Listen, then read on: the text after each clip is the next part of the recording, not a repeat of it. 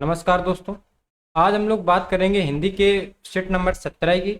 और जो हम लोगों का यूपी पुलिस कांस्टेबल भर्ती परीक्षा को टारगेट करके हिंदी का प्रैक्टिस सेशन चलाया जा रहा है, वो निश्चित ही आपको बेहतर स्कोर गेन कराएगा। चलते हैं हम लोग सीधे प्रश्नों की तरफ। पहला प्रश्न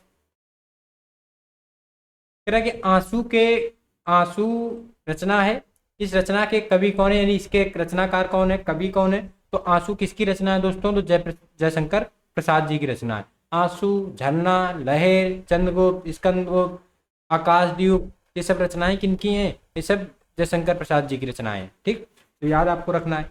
अगला प्रश्न, देसिल बैना सब जन मिठा ते तैसन जपियो अवहट्टा।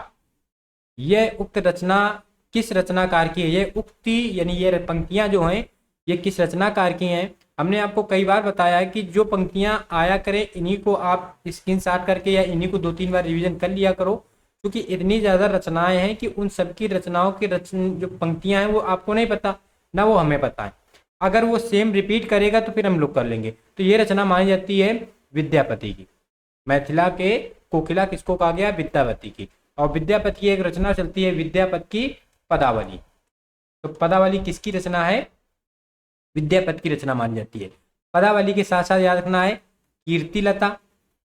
कीर्तिलता ये किसकी है? इन्हीं की है। कीर्ति पताका, कीर्तिलता, कीर्ति पताका। ठीक, ये इनकी रचना मानी जाती है। और पदावली, तीनों रचनाएं किनकी हैं? तो विद्यापति की हैं। अगला प्रश्न, श्री देवी के लिए सुवर मिला है। सुवर मिला है, किसके लिए मिला है? तो श्री देवी के लिए मिला है। क्या मिला है? सुवर। ये सु किस प्रकार का विशेषण है? सु मीन्स सुंदर। कैसा वर मिला है? सुंदर वर मिला है। कैसा है? गुणवाचक विशेषण है। ठीक? अगला प्रश्न, अरे, हैं, अय, ओ, ये 4 शब्द हैं इत्यादि, इसमें किस प्रकार के अवयव हैं? यानी जब ये आप चारों शब्द आप बोलोगे, तो जब अरे बोलोगे तो आपकी आंखें एकदम चढ़ेंगी ऊपर की तरफ, हैं तो भी आपकी आंखें चढ़ेंगी, हैं तो भी आपकी आंखें चढ़ेंगी, ओ तो भी आपका मुंह बनेगा। अर्थात ये सारे के सारे आश्चर्य वाली बातें हैं। अरे ऐसा कैसे कहा जाता है? और कोई बात कही जगह कहते हैं ऐसा ही हुआ, तो ये सारे के सारे कैसे शब्द हैं? आश्चर्य बोधक शब्द हैं, अवयव हैं। पान खिलाना, कभी आपने अपने घर पे भैया का या अपने घर पे दीदी की सगाई की है? सगाई का बोले तो आपने कभी तिलक किया? तिलक जब आपके भैया का तिलक हुआ होगा या आप अपनी बहन का या दीदी का तिलक लेके गए होगे, तो 2 तिलक चढ़ाता है, आप चढ़ाए होगे, आपके भैया ने चढ़ाया होगा, तो फिर आप एक दूसरे को पान खिलाते हो। यानी अपने बहनों को जो साला होता है वो पान खिलाता है। इसका मतलब क्या होता है दोस्तों? सगाई करना। पान खिलाना मतलब सगाई करना। जिसका विभाजन नहीं किया जा सके उसके लिए इनमें से उपयुक्त शब्द क्या होगा? तो जिसका विभाजन नहीं किया जा सकते उसके लिए उपयुक्त शब्द क्या बताया गया है? ठीक, तो देखो, अविभाज्य, अविभक्त, विभक्त, अखंड, अखंडित। यानी जिसका खंडन ना किया जा सके वो अखंड, जो खंडित ना हो वो खंडित, और जिसका विभाजन ना किया जा सके यानी अविभाज्य। अविभाज्य संख्याएं होती है भाज्य संख्याएं और अविभाज्य संख्याएं। ठीक, अगला प्रश्न, प्रातः काल शब्द में कौन सा उपसर्ग है? तो प्रातः काल में उपसर्ग कौन सा है? तो प्रातः उपसर्ग है। कौन सा उपसर्ग है? प्रातः उपसर्ग है, अर्थात ए नंबर। इनमें से कौन सा शब्द किरण का पर्यायवाची शब्द नहीं है? किरण का बताना है कौन सा पर्यायवाची शब्द नहीं है। देखो, केतु किरण का पर्यायवाची होता है, रश्मि होता है किरण का, अंशु होता है किरण का। ठीक, रोष, रोष किरण का पर्यायवाची नहीं होता है। रोष किसका होता है? रोष दोस्तों होता है गुस्से का, क्रोध का, गुस्सा, क्रोध, इनका पर्यायवाची होता है। अगला प्रश्न, आत्मजयी काव्य के लिए किन्हें व्यास सम्मान प्राप्त हुआ है? हमने आपको पिछले वीडियो में ज्ञानपीठ पुरस्कार कराया, यदि आपने उसको नहीं देखा तो आप उसको देखिएगा। फिर हमने एक वीडियो में आपको जो विश्व के हिंदी सम्मेलन हुए 12 उनकी चर्चा की है। और आपको अब अगले वीडियो पे हम लोग बात करेंगे की साहित्य सम्मान और व्यास सम्मान की। तो आत्मजयी काव्य के लिए किन्हें व्यास सम्मान पुरस्कार दिया गया है? तो याद रखना है कुंवर नारायण को दिया गया है, कुंवर नारायण को दिया गया है। और ये कब प्रदान किया गया दोस्तों? तो 1995 में प्रदान किया गया। कुंवर नारायण को 1995 में प्रदान किया गया। अगले प्रश्न पे चले हम लोग। भारतीय संविधान के किस अनुच्छेद में हिंदी भाषा के विकास के लिए निर्देश दिए गए हैं? अर्थात केंद्र सरकार हिंदी भाषा के विकास विस्तार के लिए प्रयत्न करेगी, कार्यक्रम करेगी, ये बात कही गई है 351 में। और कितने से कितने अनुच्छेदों में हिंदी भाषा को रखा गया है? तो अनुच्छेद 343 से 351 तक हिंदी भाषा का उल्लेख मिलता है। ठीक है। अगर बात करें कि भारतीय संविधान में कितनी भाषाएं शामिल हैं, तो भारतीय संविधान में 22 भाषाएं शामिल हैं। ये कहाँ शामिल हैं? तो अनुसूची 8 में शामिल है। किस अनुसूची में है? तो अनुसूची दोस्तों 8 में है। तो अनुसूची 8 में कितनी भाषाएं हैं? 22 भाषाएं हैं। ठीक। हिंदी को राजभाषा का दर्जा कब दिया गया? तो 14 सितंबर 1949 को दिया गया। कब से हिंदी दिवस कब मनाया जाता है? 14 सितंबर को। और अगर कभी आपसे पूछे विश्व हिंदी दिवस कब मनाया जाता है, तो याद रखना विश्व हिंदी दिवस मनाया जाता है 14 जनवरी को। ये क्या है? विश्व हिंदी दिवस। और राष्ट्रीय हिंदी दिवस या हिंदी दिवस आपसे कह देगा तो 14 सितंबर याद रखना। अगला प्रश्न, पहला विश्व हिंदी सम्मेलन कहाँ संपन्न किया गया? तो पहला विश्व हिंदी सम्मेलन जनवरी में संपन्न हुआ, 1975 में संपन्न हुआ, भारत में संपन्न हुआ। भारत के एक राज्य महाराष्ट्र में संपन्न हुआ और महाराष्ट्र का एक शहर है नागपुर। तो कहाँ संपन्न होता है दोस्तों? नागपुर में संपन्न होता है। और इसके मुख्य अतिथि के रूप में कौन थे? तो मॉरिशस के पीएम थे शिवसागर राम गुलाम। शिवसागर राम गुलाम इसके क्या थे? मुख्य अतिथि के रूप में थे। उद्घाटन किसने किया? तो तत्कालीन प्रधानमंत्री इंदिरा गांधी जी ने किया था। अगला प्रश्न, एक या अनेक वर्णों की पास पास तथा क्रमानुसार आवृत्ति को कौन सा अलंकार माना जाता है? तो देखो, एक या अनेक, एक हो या अनेक हो, पास पास या क्रमानुसार। जैसे हम पढ़ते हैं तरन चरुंदा तटतमाल तरुवर बहुचाय।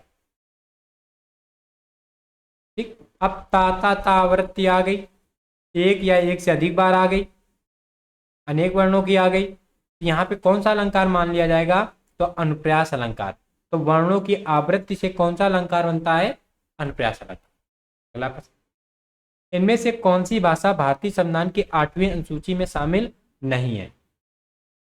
उर्दू शामिल है, तमिल शामिल है, नेपाली शामिल।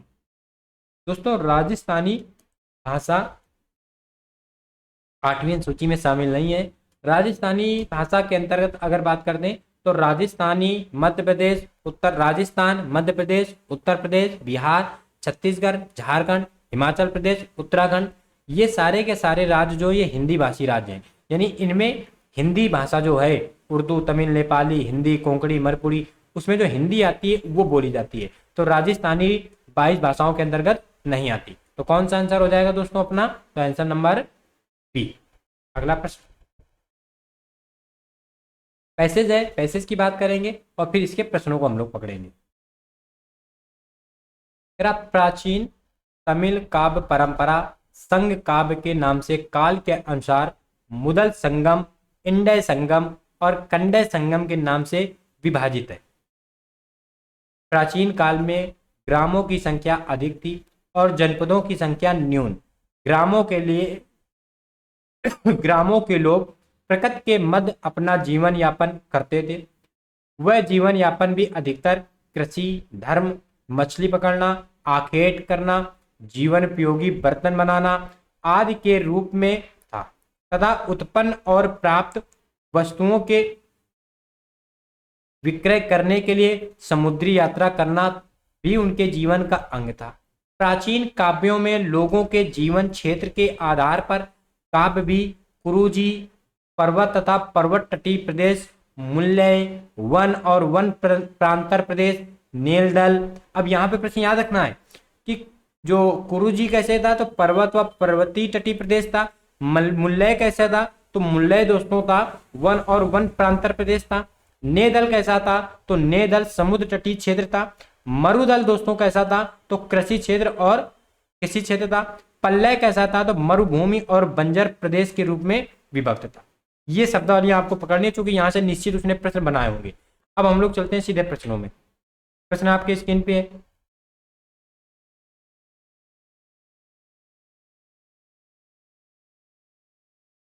कह रहा कि नेह दल का संबंध किस क्षेत्र से था, तो नेह दल का संबंध दोस्तों क्या था, नेह दल था समुद्र तटीय क्षेत्र। कौन सा क्षेत्र था, तो समुद्र तटीय क्षेत्र के अंतर्गत था नेह दल। तो कौन सा सही माना जाएगा, तो B number is the correct answer. ठीक, अगले प्रश्न पे चले हम लोग। मरुदम का संबंध किस क्षेत्र में था, मरुदम का, तो मरुदम का संबंध कहां था, कृषि क्षेत्र में था। गुरुजी का संबंध कहां था, तो पर्वतीय क्षेत्रों में था। और मर्दम का संबंध कहां है, तो कृषि क्षेत्र में है। ठीक है, अगला प्रश्न।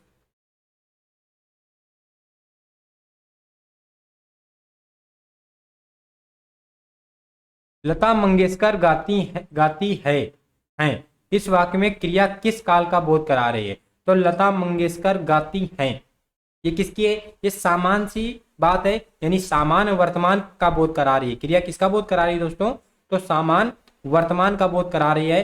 अर्थात कौन सा आंसर सही माना जाएगा, तो answer number D is the correct answer. अगले प्रश्न पे हम लोग चले।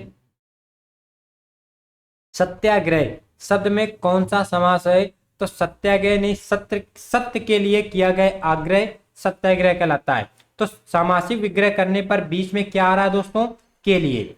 और जब किसी समास के पद का सामासिक विग्रह करने पर कारक चिन्ह आते हैं, विभक्ति चिन्ह आते हैं, प्रसर्ग आते हैं, तो वो दोस्तों बनता है तत्पुरुष समास। यानी विभक्ति चिन्हों से बनने वाला समास दोस्तों कौन सा हो जाता है, तत्पुरुष समास हो जाता है।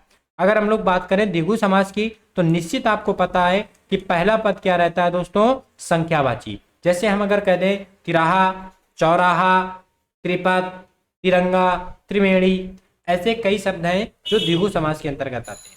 द्विगु समास के ऐसे कई शब्द हैं जिनमें कंट्रोवर्शियल रहता है, और वो कहीं बहुब्री की बात कर देता है और कहीं वो द्विगु की बात कर देता है। हालांकि ऐसे जब वो प्रश्न पूछता है तो दोनों सेम ऑप्शन रखने की उम्मीद बहुत कम रहती है।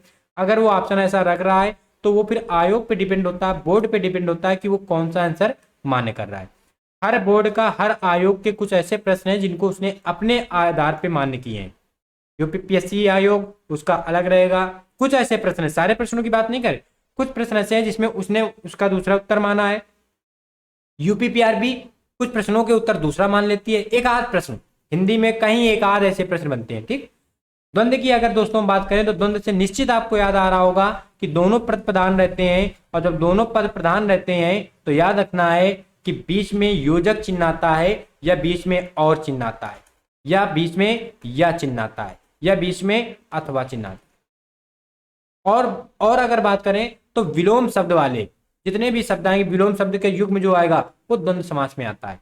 जैसे बहन भाई, माता पिता, विलोम है एक दूसरे के, ये किस में आएंगे, द्वंद्व समास में। बहुब्री समास में देवी देवताओं को समर्पित समास, पर्यायवाची से संबंधित समास। और इसका जब भी हम लोग सामासिक विग्रह करते हैं तो सामासिक विग्रह करने पर वाली, वाला और वाले जैसे शब्दों के आते हैं। जैसे बात करें, अगर हम बात करें चक्र पाणी, तो पाणी मीन्स धारण, हाथ में, चक्र मीन्स चक्र। तो चक्र को हाथ में धारण करने वाला, अर्थात किसकी बात कर रहा है, भगवान विष्णु की। तो चक्र को धारण करने वाला कहाँ कर रहा है, हाथ में धारण कर रहा है। ठीक है, गिरधर, तो गिर को धारण करने वाला भगवान श्री कृष्ण की बात कर रहा है। इसको अपने छिंगिन में किसने धारण किया था, पर्वत को भगवान कृष्ण ने बस धारण किया था। ठीक, तो ऐसे याद रखना है। अगले प्रश्न पे चले हम लोग। इनमें से शुद्ध शब्द कौन सा है, इस शब्द को इंपॉर्टेंट दोस्त लगा देना, ये कई बार पूछा जाता है। एक शब्द होता है कवि, ये कवि हो गया।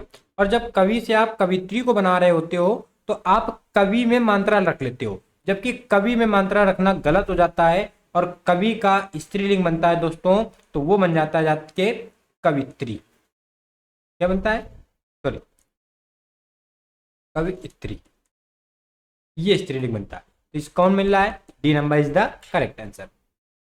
सही वर्तनी वाला शब्द कौन सा है, तो सही वर्तनी वाला शब्द तो लिखा जाता है उपरयुक्त। क्या लिखा जाता है, उपरयुक्त। तो उपरयुक्त कहां लिखा है, सी नंबर। अगला प्रश्न। अब पढ़कर क्या होगा, इस वाक्य में कौन सा क्रिया है, इस वाक्य में कौन सी क्रिया है कि अब पढ़कर क्या होगा। ठीक, तो देखो एक पढ़ना क्रिया हो गई, इसमें क्या हो गया, एक तो हो गई पढ़ना क्रिया आ जाती है, ठीक है, और दूसरी अगर हम लोग बात कर देते हैं पढ़ना क्रिया के साथ क्या आ गई, कर, पढ़ना क्रिया के साथ क्या आ गया, कर आ गया। तो देखो नहा कर खाना खाया या नहा कर क्या होगा, तो एक पढ़ना क्रिया है, एक होना क्रिया है, दो क्रिया है, और एक काम होने के बाद दूसरे काम की बात कर रहा है, तो पूर्वकालिक क्रिया का उदाहरण माना जाता है। कैसी क्रिया का उदाहरण है, पूर्वकालिक क्रिया का उदाहरण माना जाता है। ठीक, अगला प्रश्न, जिन पंक्तियों में नायक नायिका के संयोग या वियोग का वर्णन होता है वहां रस की दृष्टि से कौन सा रस माना जाता है, तो दोस्तों वहां माना जाता है श्रृंगार रस, और श्रृंगार लिखा भी ऐसे जाता है, वर्तनी में कई बार पूछा गया है, और इसका स्थायी भाव रहता है रति। ठीक, तभी श्रृंगार रस दो प्रकार का होता है, एक संयोग श्रृंगार रस और एक वियोग श्रृंगार रस। संयोग श्रृंगार रस का उदाहरण मिल जाता है जब सीता जी का हरण होता है, रावण के द्वारा हरण किया जाता है, और फिर राम वापस आते हैं, ढूंढ रहे होते हैं, तो राम वियोग कर रहे होते हैं कि हे खग हे मधुकर श्रेणी तुमने देखी सीता मृग नैनी। तो यहाँ पे वियोग श्रृंगार रस है। ठीक, अद्भुत रस, तो अद्भुत रस का होता है विस्मय स्थायी भाव, करुण रस का होता है शोक स्थायी भाव, हास रस का हास स्थायी भाव। ठीक, रस कितने हैं, तो दोस्तों 9 रस है, 9 रस है। भक्त रस और वात्सल रस ये किसके अंतर्गत आ जाते हैं, तो ये दोनों श्रृंगार रस के आ जाते हैं। एक आ जाता है भक्ति रस, भक्ति रस, और एक वात्सल्य रस। अगला प्रश्न,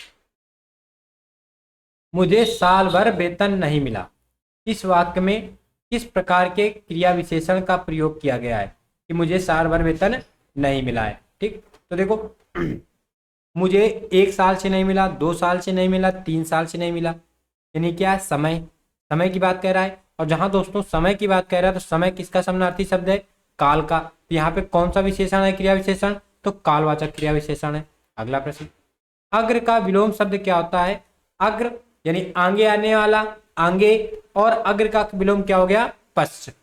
अग्र का विलोम दोस्तों क्या हो जाता है, पश्च हो जाता है। ठीक है, च्युत का मतलब होता है कि अपने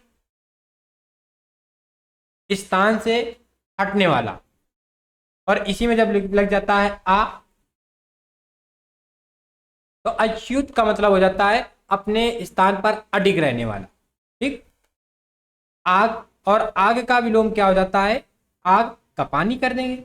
उग्र का हो जाता है नम, उग्र का नम। अगला प्रश्न, विश्व हिंदी सचिवालय कहाँ स्थित है, तो दोस्तों विश्व हिंदी सचिवालय स्थित है मॉरिशस में, अर्थात D number is the correct answer. अगला प्रश्न, कभी कभी मेरे दिल में ख्याल आता है, कभी कभी, गाना भी ऐसा है कि कभी कभी मेरे दिल में ख्याल आता है। ठीक, तो कभी कभी आता है, अक्सर तो नहीं आता, यानी हो सकता है अभी आया, फिर कल आए, फिर परसों आए, फिर 1 साल बाद आए, 2 साल बाद आए, यानी क्या ये समय चल रहा है, क्या चल रहा है, समय। और समय क्या हो गया, कालवाचक क्रिया विशेषण, यानी कभी कभी ये कैसा क्रिया विशेषण है दोस्तों, तो यहाँ पे आपको याद रखना है कैसा माना जाएगा, तो कालवाचक क्रिया विशेषण माना जाएगा।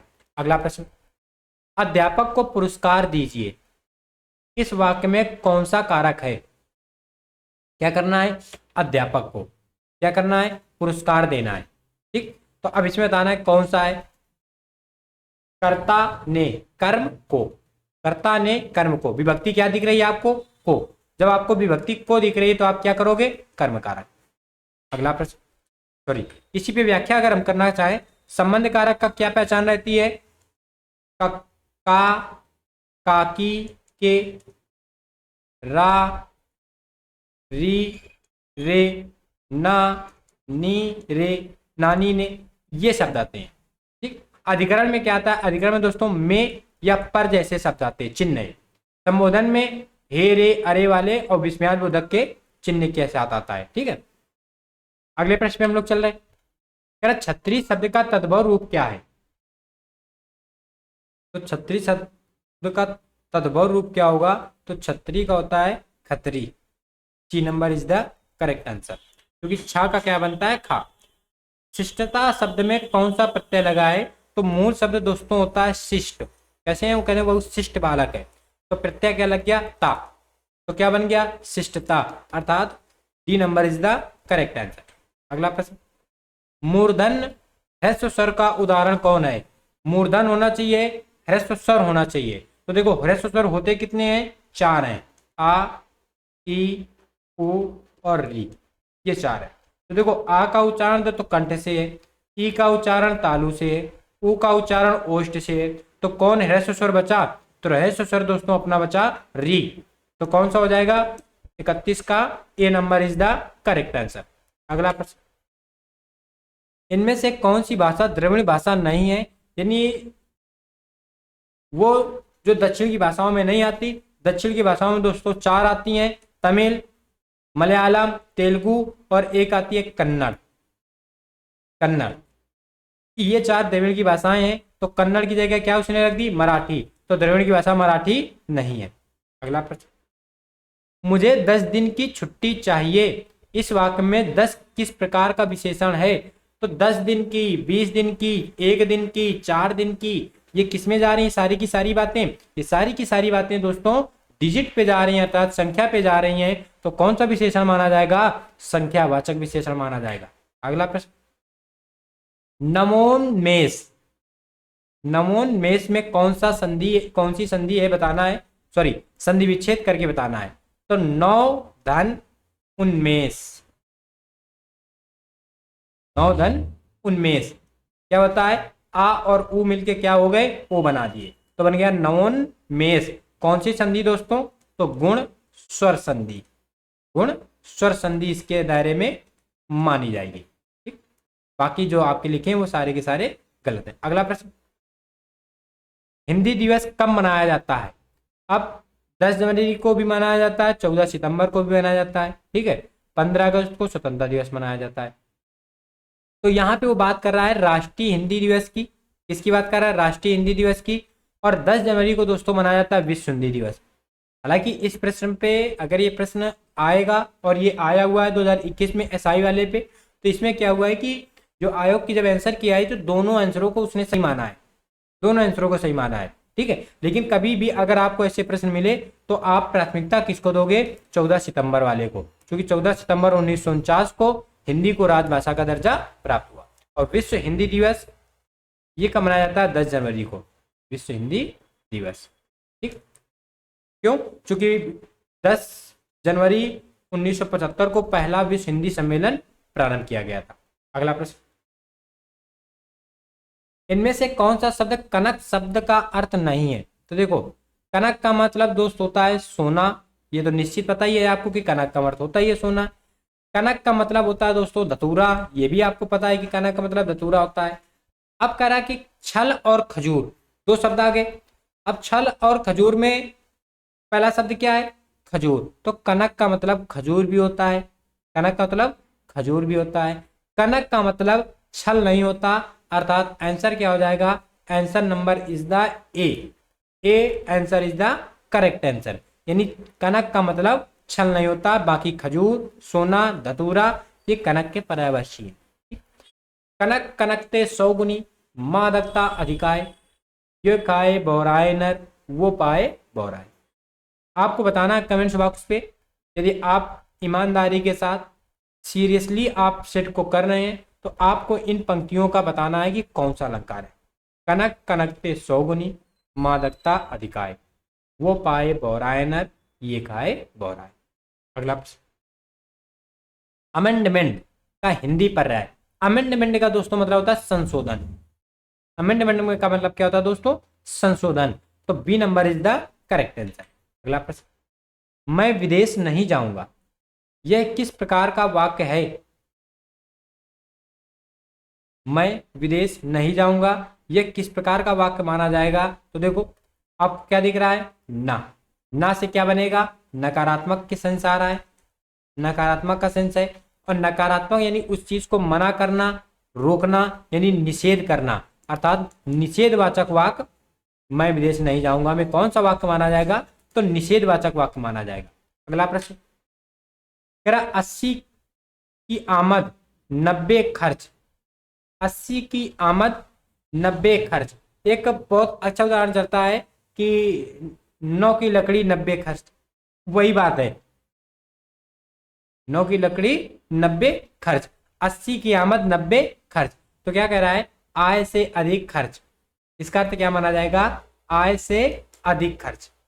अगला छाया, आकाशदीप, प्रतिध्वनि, पुरस्कार, आंधी, ये सब किस विधा की रचनाएं हैं। तो आपको पहले ये हम बता दें कि ये किन की रचनाएं हैं। तो ये सारी की सारी रचनाएं हैं जयशंकर प्रसाद जी की। किसकी हैं, जयशंकर प्रसाद जी की रचनाएं हैं। और जयशंकर प्रसाद के ये क्या है, तो ये कहानियां हैं। ये क्या है, कहानी संग्रह है। ये कैसी रचनाएं मानी गई हैं, तो ये कहानी संग्रह के अंतर्गत मानी गई हैं। ठीक है, तो ऐसा प्रश्न आपका एसआई में बना है कि ये क्या है, लेकिन आपके कांस्टेबल भर्ती परीक्षा में ये बनेगा कि छाया किसकी रचना है, आकाशदीप किसकी रचना है, प्रतिध्वनि किसकी रचना है, पुरस्कार किसकी रचना है, और आंधी किसकी रचना है, आंसू किसकी रचना है, झरना किसकी रचना है, कामायनी किसकी रचना है, स्कंदगुप्त किसकी रचना है, चंद्रगुप्त किसकी रचना है, जैसे कई सारे प्रश्न रचनाओं से बने।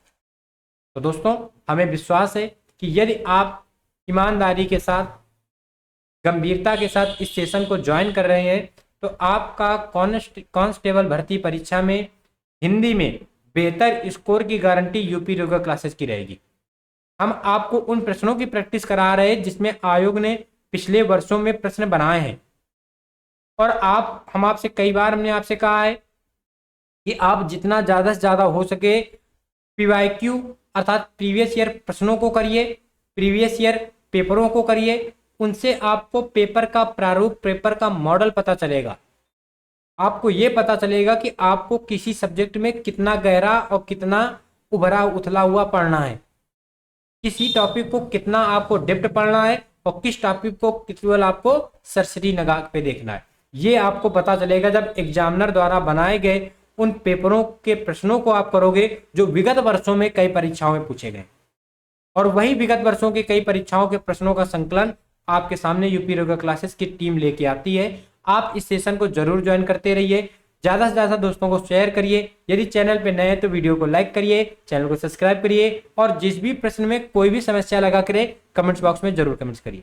यदि आप हमारे टेलीग्राम चैनल से नहीं जुड़े तो जरूर जुड़िए। UP yoga classes Telegram channel के लिंक डिस्क्रिप्शन पे और कमेंट्स बॉक्स पे दी जा रही है। तो दोस्तों मिलते हैं नेक्स्ट वीडियो पे, तब तक के लिए सभी प्यारे भाइयों बहनों को नमस्कार, जय हिंद, वंदे मातरम।